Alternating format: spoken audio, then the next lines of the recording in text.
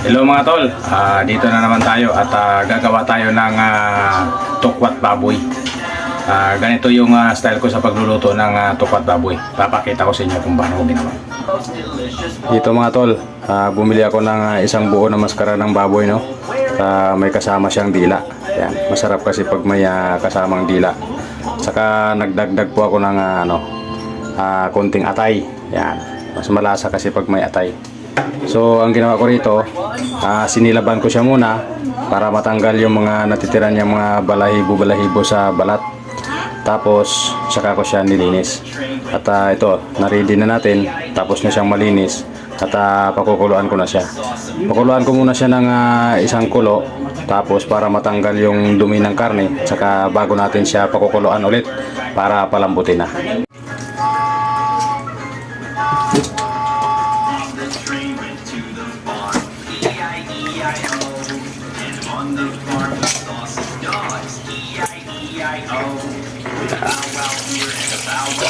Kailangan na libre lang yung tubig sa karne. Lagyan na natin na siya ng dahon ng laurel. Saka sabayan natin ng asin. Yan, sarang na natin. Ayun, gulo na. At papalitan na natin siya ng tubig. Tumulutang yung dumi ng karne sa tubig.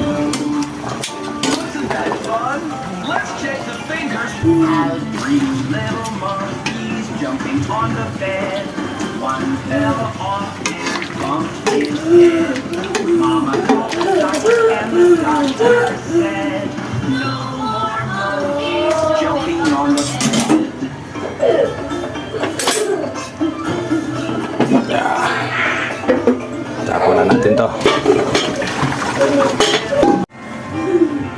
Yan, at pakukuluan natin siya ulit. Dahil malinis na siya, salang natin siya ulit.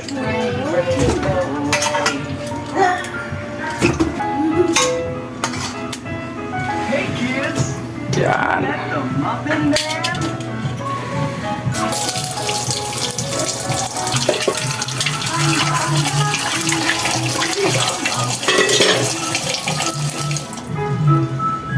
Lalagyan ulit natin ng asin para lumasa yung kanyang karne.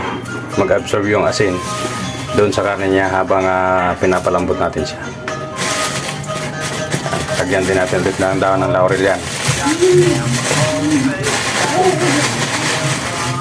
Saka pamintang durog. Yan. Isasara na rin natin yan.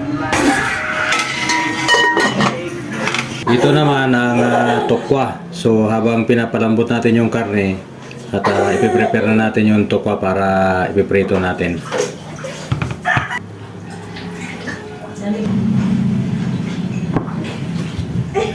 Hinati ko lang sa dalawa yung isang buo na cubes.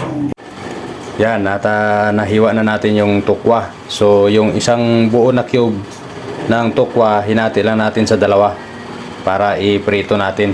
Dahil wala tayong air fryer, so ipiprito na lang natin. Yan, at umpisa na natin ang magprito ng tukwa. Yan, at pag medyo kulay brown na siya, babalik ka rin lang yan. Yan. Yan lang pag nagprito ng tukwa. Binabaliktad na yan pag medyo kulay brown na siya.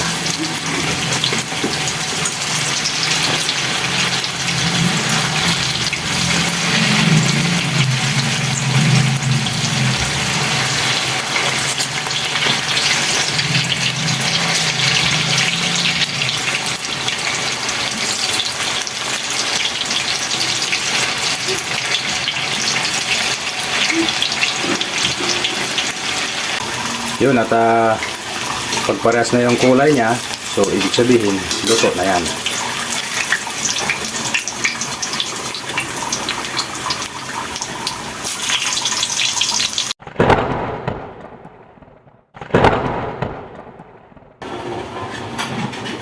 Yun. Mukhang malambot na yung ating karne. Yun oh, malambot na nga.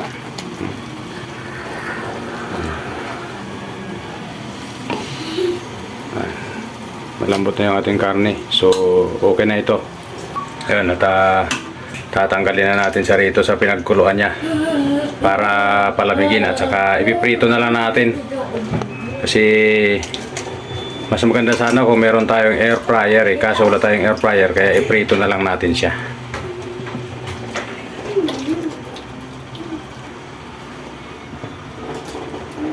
Ayun. At palamig-lamigin muna natin sa dyan para ipiprito natin. Masarap siya pag naiprito ng medyo tosta ng konti. At ngayon, medyo malamig na siya, ipiprito na natin yung karne.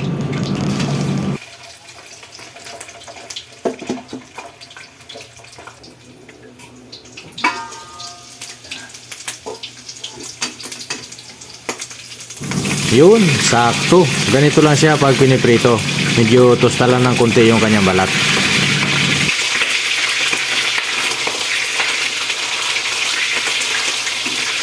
At habang piniprito natin yung karne, hiwain na rin natin dito yung naprito nating tukwa.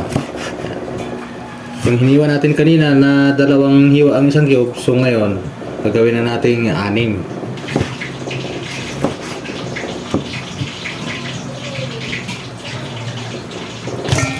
At ito na yung ating tukwa. Medyo marami din siya. Yung hiniwa natin siya ulit. Ayan. Ganyan na siya karami. At ganyan din siya kalalaki yung ating ilalagay mamaya. At ito naman yung atay.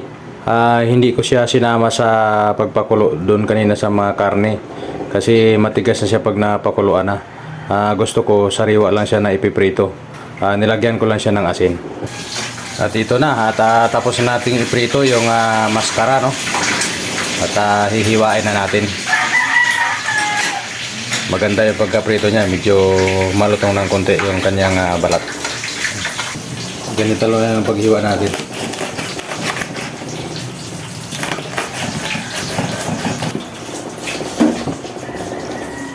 Yan, hiniwa ko lang siya ng medyo pahaba. Yan, para may konti style.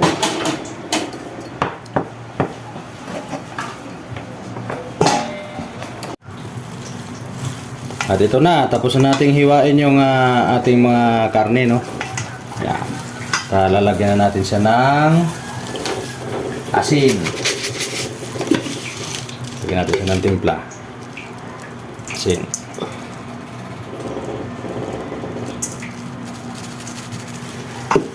Saka lalagyan natin siya ng suka.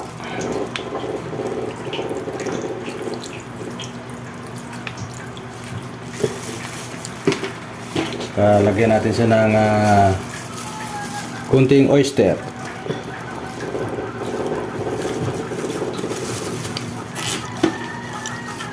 Saka kalamansi juice.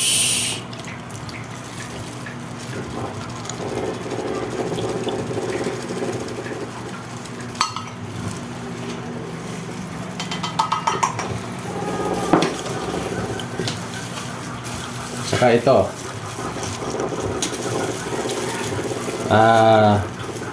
Knorr seasoning.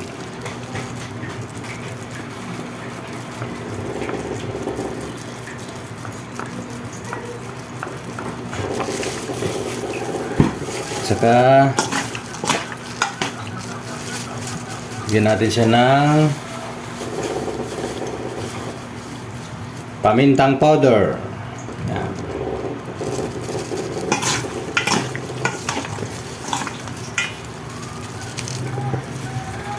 Kaya ito yung pinakasikreto para masarap. Yung pagmikos-mikos. Imikos-mikos lang natin yan. Para mag-absorb yung kanyang pinaglalagay natin na mga ingredients.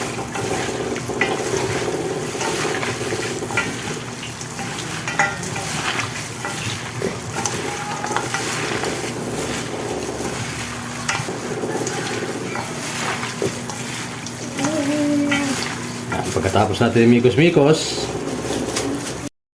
ilagay muna natin siya sa ref ng overnight at bukas pa naman natin siya kakailanganin. At ito na yung ating karni na tinimpla, no? At nilagay muna natin siya sa ref ng overnight para lalong mag-absorb dun sa karne yung mga ingredients na nilagay natin sa kanya. At gagawa tayo ulit ng panibagong sauce para naman sa tokwat baboy. Tapos ihahalo na natin siya dito. Yan, at dito tayo gagawa ng panibagong sauce niya. Suka lang yung ilalagay natin.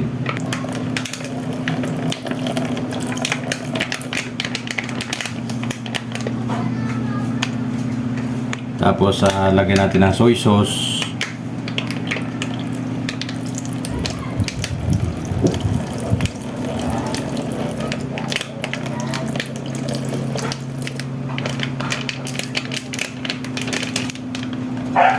Saka lagyan natin ng Knorr seasoning para pampalasa ito.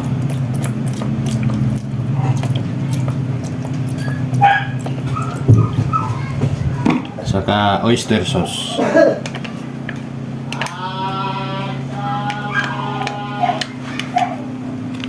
Kung ano yung ating nilagay doon sa karne na pinag-marinate natin, ito rin yung gagawin nating sauce.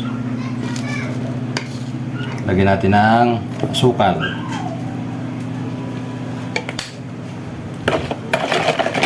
Lagyan natin yan hanggang sa matunaw yung ating pinaglalagay na asukal. Saka ilagay natin yung luya, saka sibuyas, saka siling green, saka siling pula,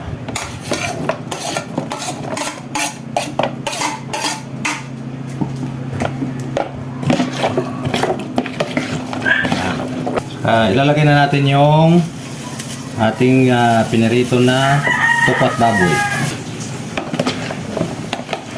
Halo. Ilalagay na natin yung ating karne.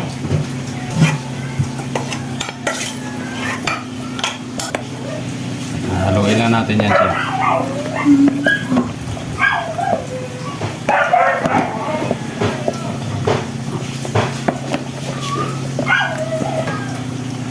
Ito na yung ating finished product at ating ginawang tokwat baboy. Yan.